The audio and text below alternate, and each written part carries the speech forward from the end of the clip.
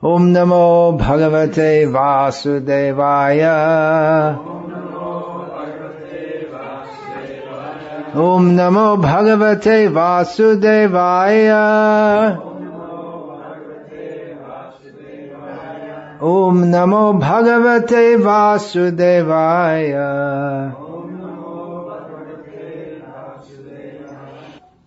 Many mothers especially like to worship Krishna as baby Krishna. You can see why. The baby completely captures the attention.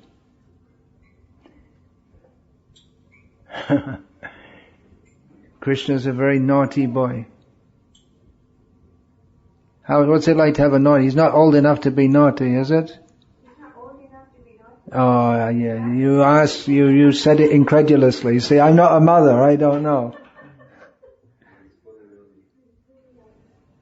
The more naughty they are, the more lovable they are, it seems. Well, I'm not naughty. What did she say? She's not naughty? No, girls should be nice. Boys should be, what is it, sticks and stones and pussycat bones? That's what little boys are made of. And what's girls? Snails and puppy dogs' tails. Sugar and spice and all things nice. That's what little girls are made of. That's the original feministic nursery rhyme. Interestingly, just see how you like to embrace the little child. Well, in traditional cultures, girls have babies from a young age. In modern life, you have independence, but no babies. Every girl wants to have children. So that goes along with the body, goes the mindset. But modern life means it's crazy. Anyway, I won't get into that now. What I want to talk about, last year when I was in Ireland, there was a poster advertising some program with myself speaking. And I thought I'd speak about it, but I put it off procrastination, and this is my last lecture here in Ireland, so I better speak about it now before it becomes ancient history. There was a poster advertising myself as a Bhakti Yoga Master. Presumably that's because, well, you hear about yoga masters, and Bhakti Yoga is also a process of yoga. It's actually the process of yoga, because yoga means linking with the Supreme. But most practitioners that are in the different paths of yoga, they don't know who the Supreme is or what the real meaning of yoga is. So you see, he's doing some yoga exercises there. We can't do very easily. You can do that. Catch your toe and pull it up like that. So, I guess in deference to it, I give the idea as someone very important who's a Bhakti Yoga Master. But the idea of being a Yoga Master is that you control the body in various ways, and you can put your legs up behind your neck while you're balancing yourself on one finger and holding the breath. And then you become a yoga master. Or yoga master also gives the idea that he's attained siddhi, or perfection. And there are 8 principal siddhis that the perfected yogis can attain, such as becoming invisible, getting whatever you like. This so-called transcendental meditation, they were advertising that when you become advanced, that you can levitate. But, I mean, even if you could raise yourself off the seat, what would be the benefit, actually? Still miserable, yeah. Not really any benefit. So the idea is to become a master. And actually in yoga, the definition of yoga is in the Yoga Sutras, the mechanical system of yoga, by controlling the body and the breath.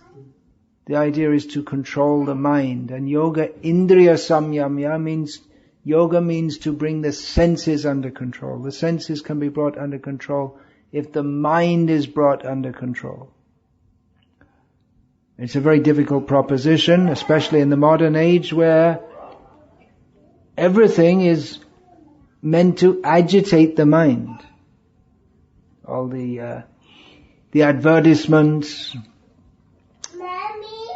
the music doesn't make the mind peaceful, it makes it more agitated, much of what is called music.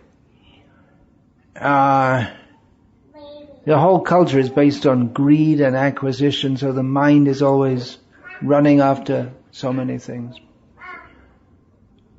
But yoga at the level of Patanjali's Yoga Sutras means to control the senses. Yoga indriya samyamya. Or actually at the beginning of the Yoga Sutras he says, Chitta Nirodha, Yoga Chitta Nirodha, to stop the consciousness, which is not practicable because we're all conscious living beings. So anyway, the idea of becoming a yoga master by perfecting the techniques is actually completely antithetical to the real purpose of yoga, which means to link with the Supreme. The Supreme is Krishna, who is the supreme controller. We are controlled. To think that we will become a master is our whole disease, as Krishna states in Bhagavad Gita.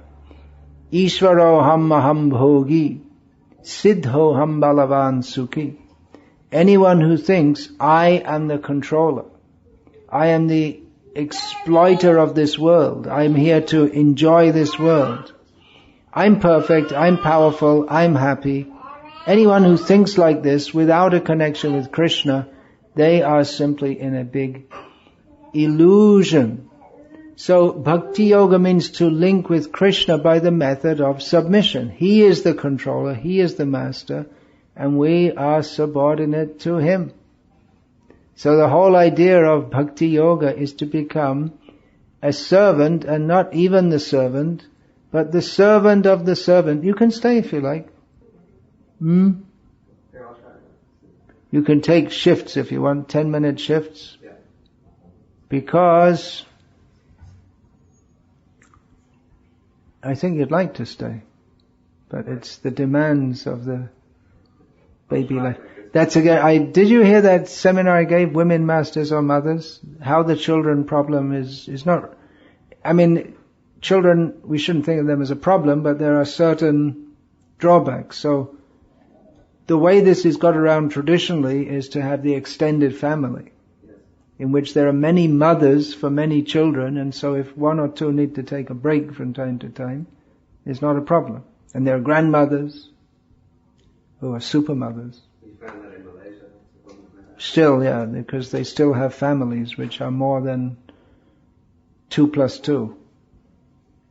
Hum do, hamare do, in Hindi. We are 2, we have 2. So, the idea of becoming a master is completely antithetical to bhakti yoga. So when I saw bhakti yoga master, I understood that was given as an advertisement to make people think that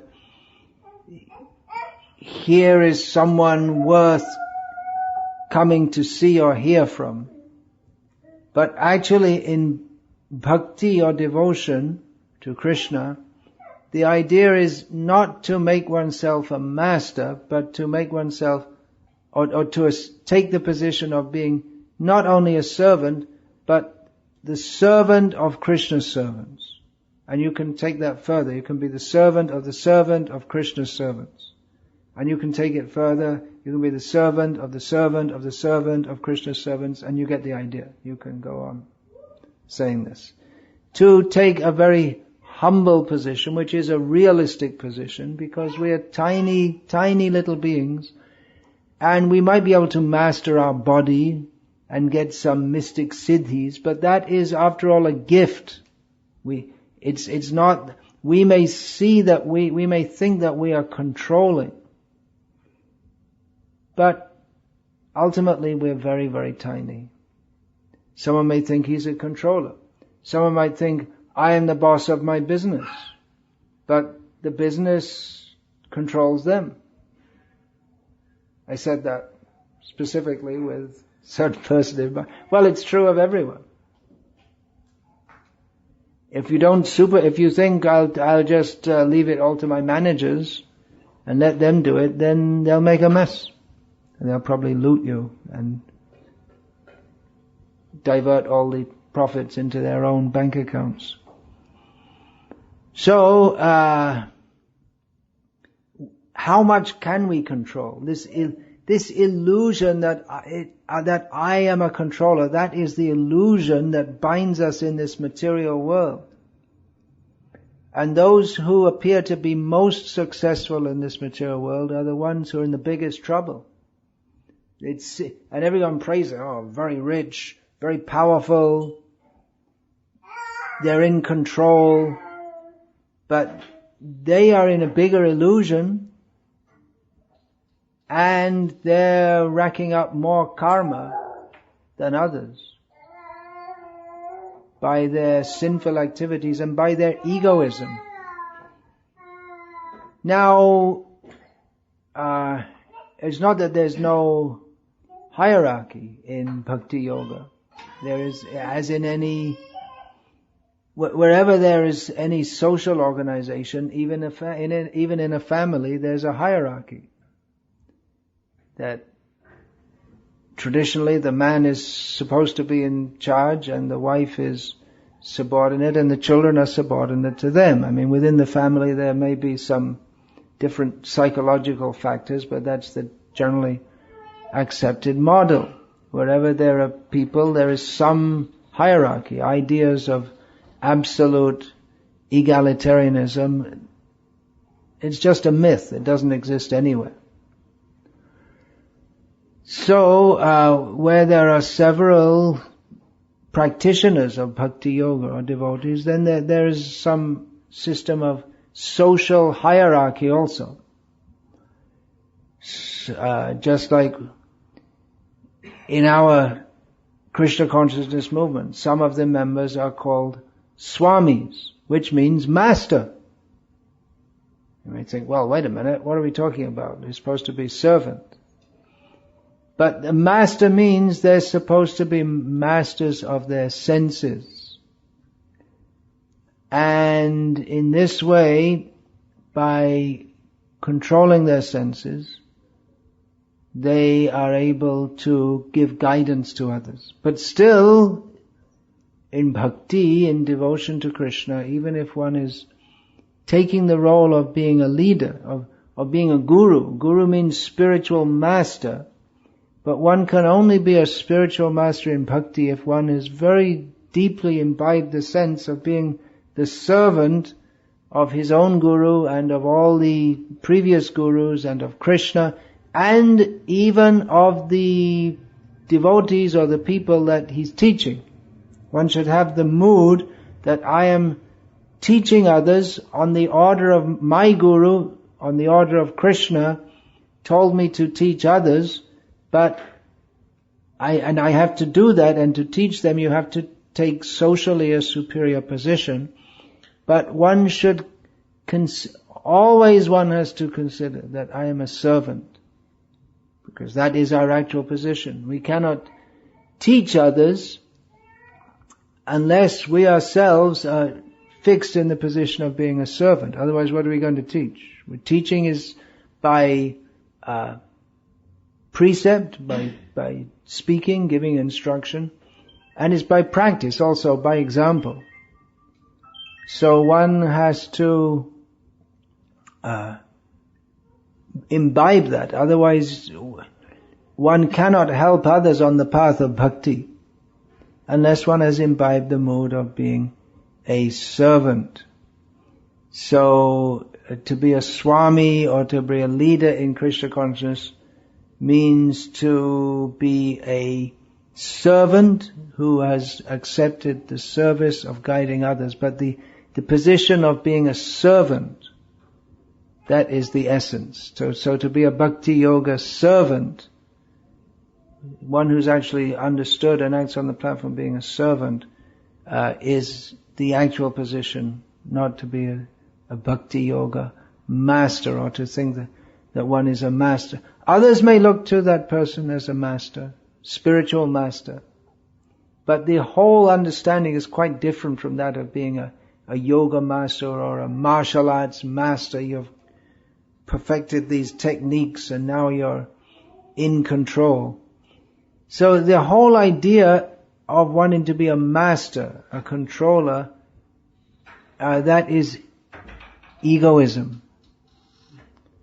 To think, I want to be number one. But number one is already fixed. Krishna is number one. And it's always fixed. And no one else is going to be number one. Or even to be number two. Okay, I can't be number one, I'll be number two. That's already taken. Okay, put me up as high as you can. But rather the devotee thinks that, let me be the servant of the servant of the servant of the servant of the servant. But everyone thinks, let me be the master of the master of the master of the master. Let me be number one. So those who want to be like that, they're in a very dangerous position. We understand from Shastra, from Vedic scripture, that the king, or in the modern age that would be the head of the state, they, along with all the power and the glory and the name and the fame they get, they have to accept 1/6 of the karmic reactions of their citizens. So the king should guide the citizens to act in a pious way. But in the modern age, they have no idea. So all the animal slaughter and illicit sex and abortions and contraception and all these sinful activities are going on. The leader of the state has to take 1/6 of the reactions. Lucky is the person who's not the head of a state in the modern age. Very, very serious reactions, karmic reactions one has to take. But still some people more than others, they have this drive to want to be in charge, to want to show themselves to be bigger than others. One Srila Prabhupada, our guru, he was in Japan, and he was negotiating with Dai Nippon, one printing company, for printing his books. And so there was a conference table, and all the executives were there, and they had some discussion, and all the members of the company, they left their business cards, and after the meeting they left, and they just left one junior executive to look after their customer. In this case it was Srila Prabhupada, our guru.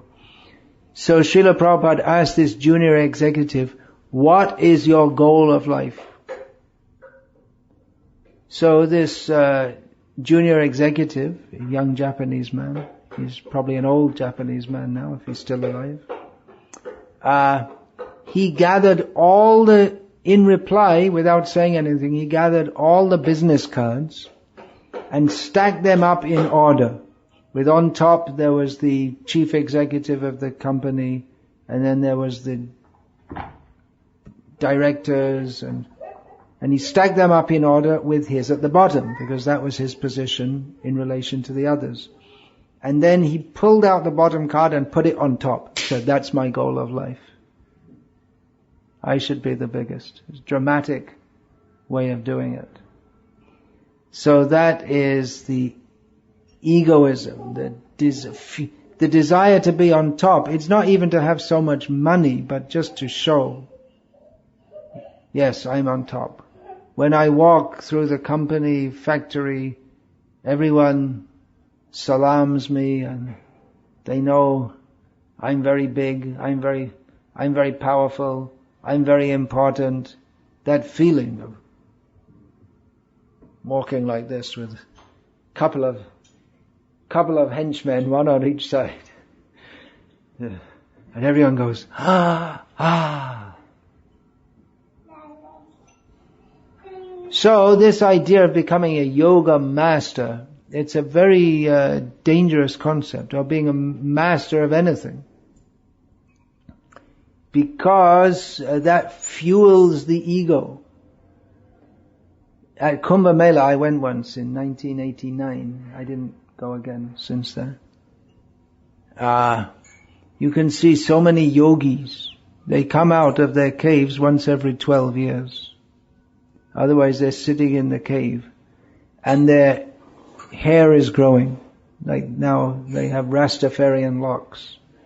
But that's an old tradition in India. There's a name for it even in Sanskrit. Jata, which means matted hair. And they put some natural ingredients so it doesn't fall out. Otherwise the hair will rot and fall out. So usually they make a big beehive on top of their head, but sometimes they let it down. And you can see some yogis, their long hair comes down to their feet and even beyond. Which means they're very old. They may be some hundreds of years old. By becoming a yoga master and controlling the breath, you can live for hundreds of years, even now. So, that's a prestige symbol among yogis to have the longest hair, like it used to be among the hippies, maybe still. What a cheap pleasure in life. Every 12 years you can come out and show your long hair. And thousands of people will come and see, oh, what a yogi.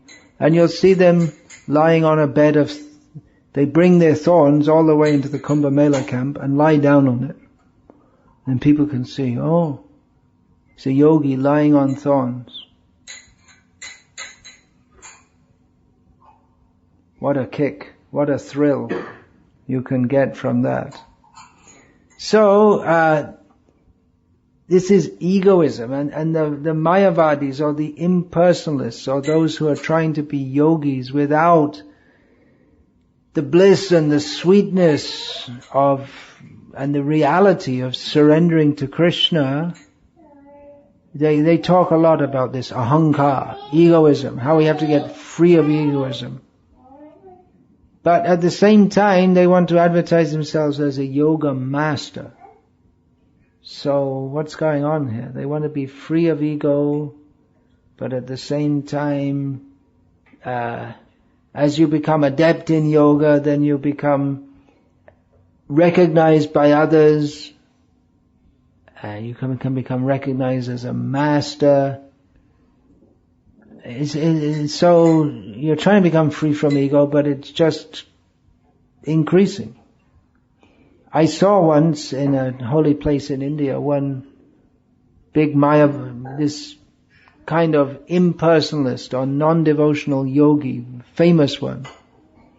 He was coming to a holy place, he was carried on a palanquin. There are all these people jumping and dancing around him, and saying Jai and saying his name, and he was sitting there like this, looking like the most proud person I'd ever seen in my life.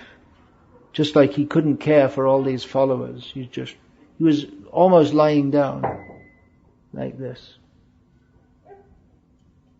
So I thought, you can tell people from their aura, but just the whole atmosphere around them.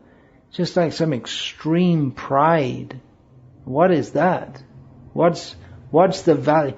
Definitely he was a very learned scholar and very austere and very renounced, but at the end of all that, if you're just proud of it, then you didn't advance even 1 millimeter in actual spiritual life.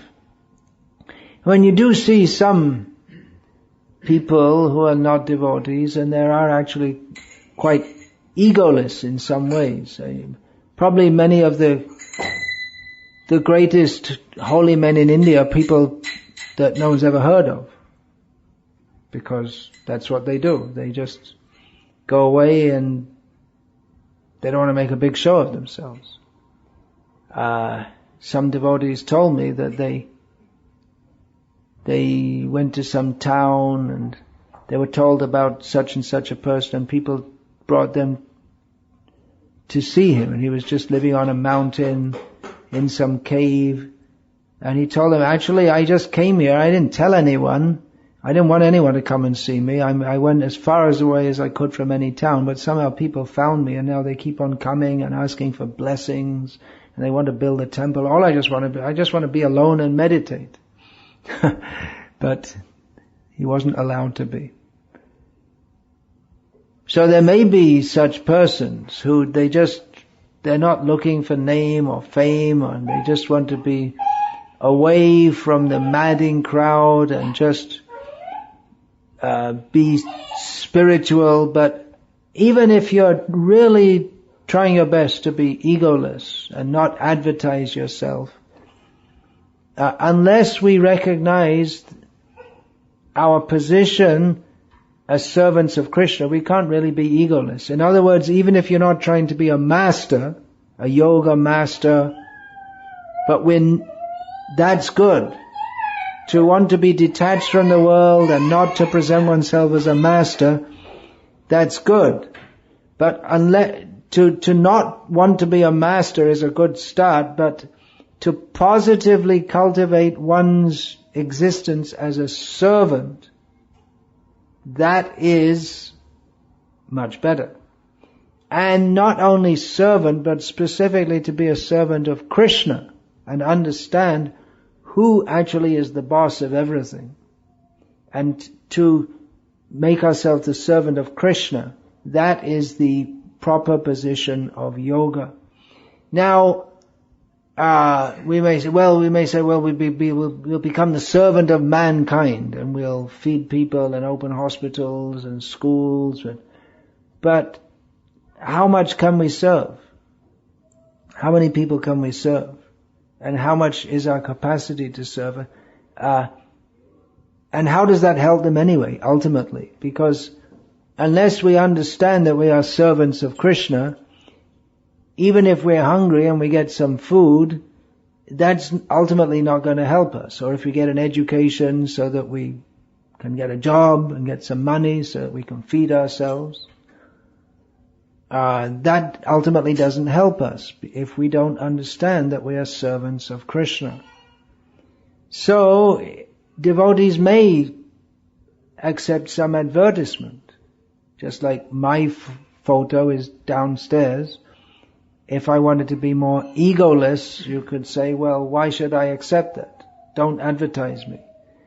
But that advertisement is meant to attract people to come and hear that we're all servants of Krishna. And it's my service to inform people that we're all servants of Krishna. But if I think that, well, that's to advertise me, I should be glorified, then I myself become egoistic. Do you see? It's like a fine balance. We ourselves should not promote ourselves, but some promotion may be accepted to facilitate promoting Krishna consciousness. I was talking about Kumbh Mela when Srila Prabhupada was there one time with his disciples. They saw some of these big sadhus, famous sadhus, going on elephants to show that they're big sadhus, or their disciples put them on big elephants to show their importance. And some disciples said to Srila Prabhupada, we should put you on the elephant to show that you're the biggest sadhu. And Prabhupada said, no, we can put Krishna there. Krishna doesn't need an elephant to ride on. But if we want to show who's the biggest and the best, then we should put Krishna on the elephant. And actually that's a system in many temples in India. Well, it's traditional that there are processions with the deity of Krishna and in a very regal manner, in which the deity of Krishna comes out and goes on the biggest elephant and is treated like a king. He's the king of all kings. So everyone can offer their respect to Krishna. So that was Srila Prabhupada's attitude. Even though he's the spiritual master, he's the spiritual master by always promoting Krishna. And actually to become a yoga master or a perfect yogi, that's all we really have to understand. To become a perfect yogi, you don't have to do breath exercises or physical exercises or get some mystic powers. It's got nothing to do with real yoga, because real yoga means linking with Krishna, and that is possible by bhakti. So all we have to do is accept that I am eternally a servant of Krishna, and that's all we have to do. That's it, finished. You can become a perfect yogi in 1 second, just by accepting I'm a servant of Krishna. But for most people, it takes more time because we're all rascals. We don't want to accept that we are constitutionally subordinate. And we have this very strong desire to show ourselves and enjoy this world, and my identity is a servant of Krishna. We actually have to go through a whole process just to understand that we're servants of Krishna. Bhakti Yoga starts with accepting that I'm a servant of Krishna, theoretically. And we go through a whole process, and at the end of it, what do we realize? I'm a servant of Krishna. We start it by understanding, by accepting that actually I'm supposed to serve Krishna. And the perfection of that process is to just accept that I'm a servant of Krishna.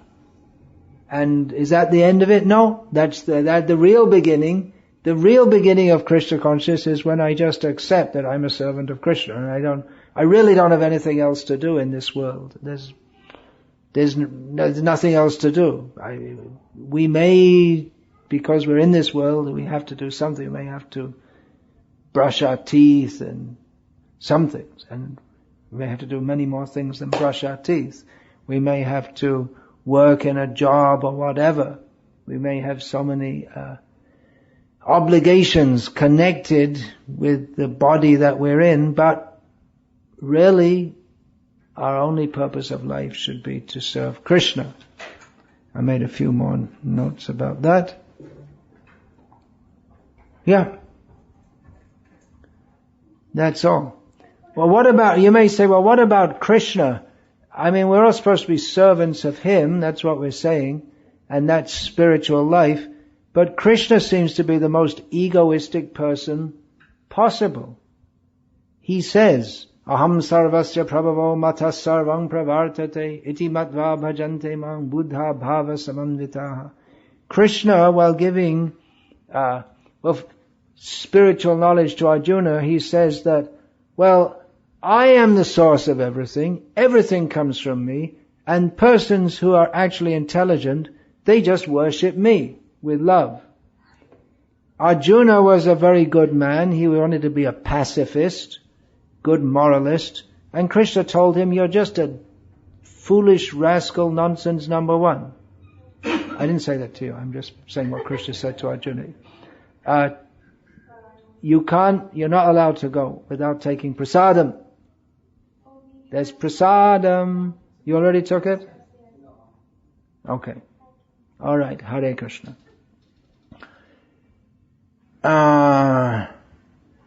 So it might seem that Krishna is very egoistic, and then how can we follow Krishna?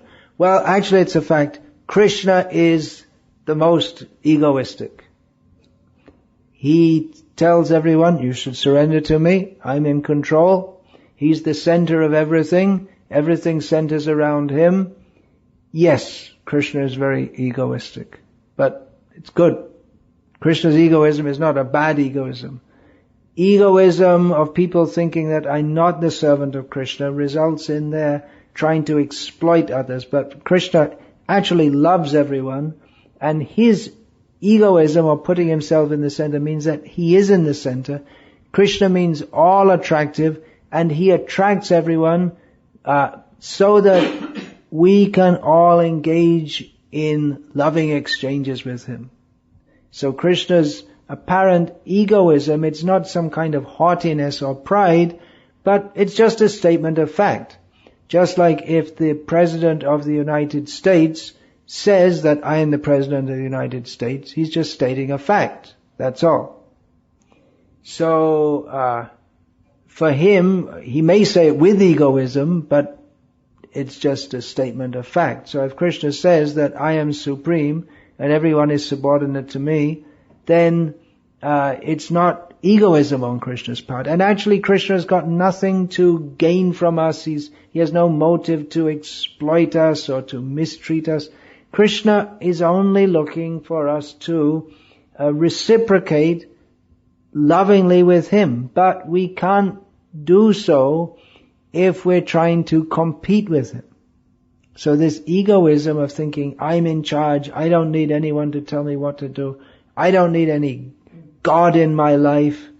This egoism causes pride, it separates us from Krishna. This is not at all beneficial for us. So Krishna, he's egoistic, we may say. He's full of himself, he's thinking of himself. But that is not exploitive, that is beneficial for everyone. Because actually we're all part and parcel of Krishna. We're all inseparable from Krishna.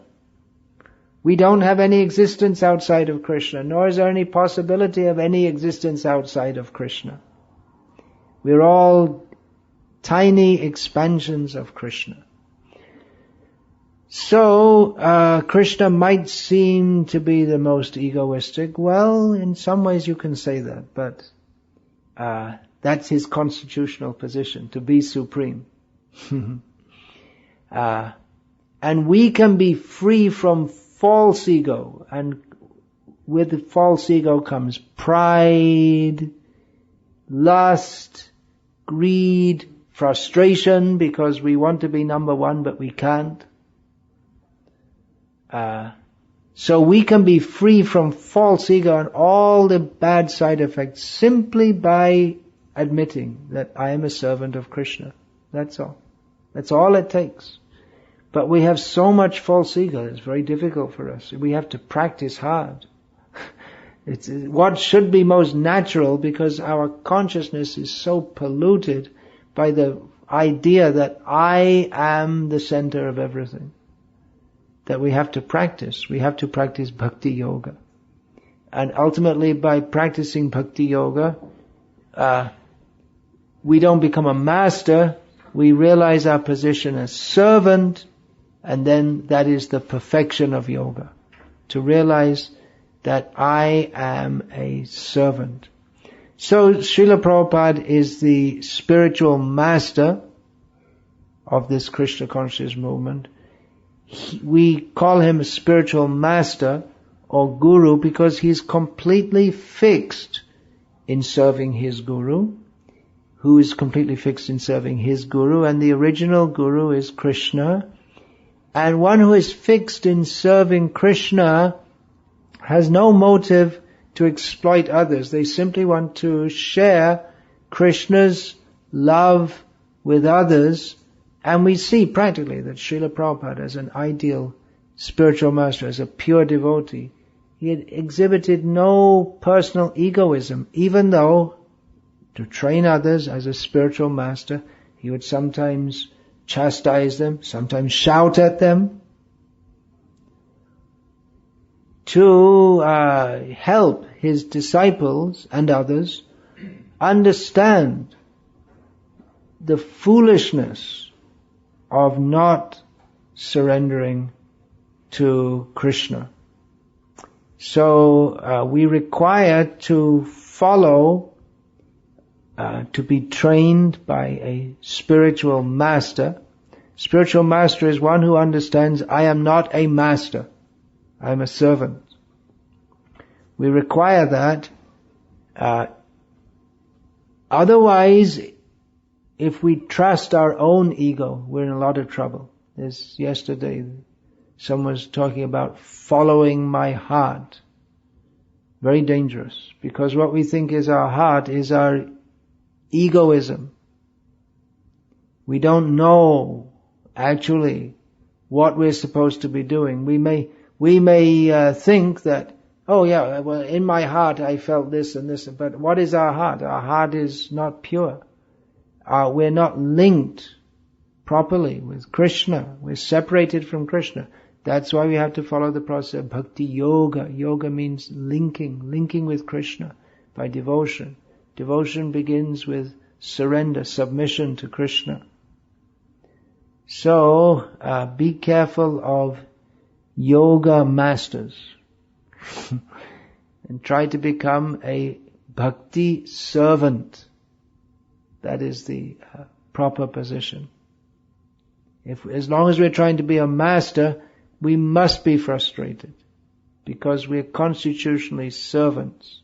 When we accept that we are servants and understand who is the supreme master, that is Krishna, then we can begin to enter into our original, loving, sweet relationship with Krishna. Krishna is not a master who whips his servants or mistreats his servants. Krishna wants the best for everyone.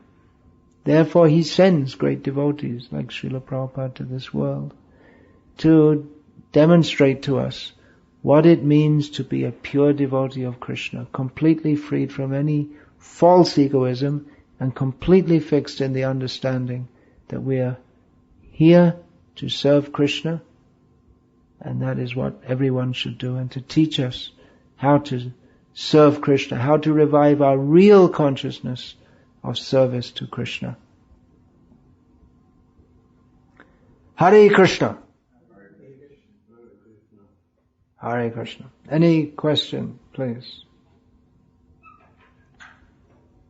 On your t-shirt you have a skull. That seems to be a very popular motive. People have skull. And there's who was that? He had some necklace of metal skull. What's this fascination with skulls? It's like really at the lower level of, really at the lower level of consciousness. Well, Shaivite, that's more like Tantra.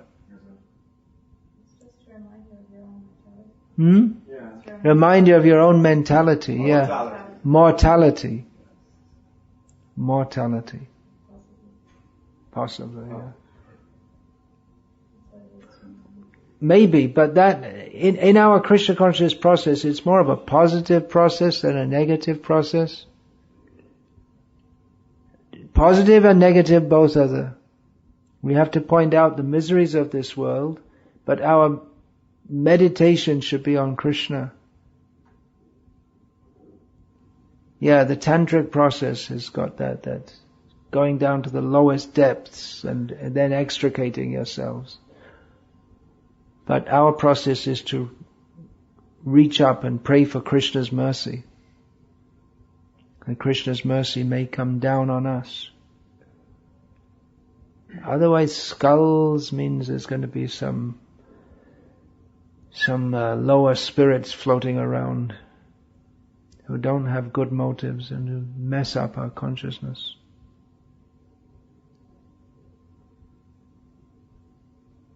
So we should be reminded of our mortality, but we do that by regularly hearing the message of Bhagavad Gita.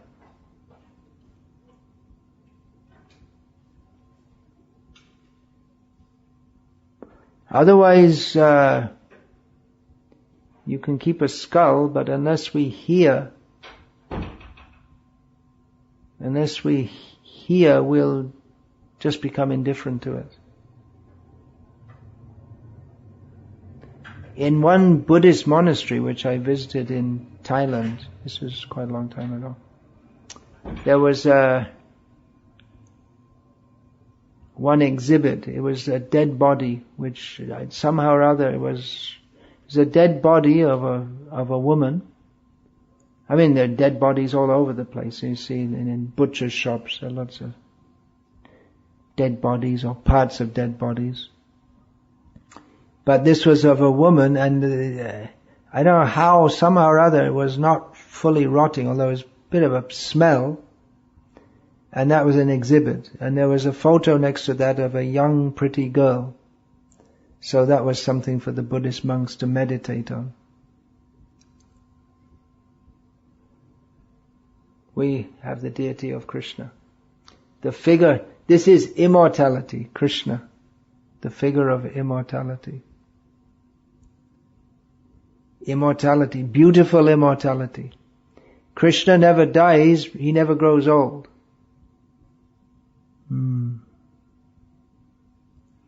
Otherwise, this skulls is often connected with, all over the world, it's not just in India, with black magic and voodoo and Satanism and all these kind of things. It's, in technical language, Bhagavad Gita language, that's called tamasic, tamagun, the mode of ignorance. So that's not helpful for advancement in Krishna consciousness. But it is that the fashion of 2013, or is it going on? These earphones called skull candy, so a lot of people wearing these earphones and they have a skull. They have a skull motive. Like Nike, yeah, so it's popular. Popular skulls, huh? Skulls are popular. Not very auspicious. Okay, Hare Krishna.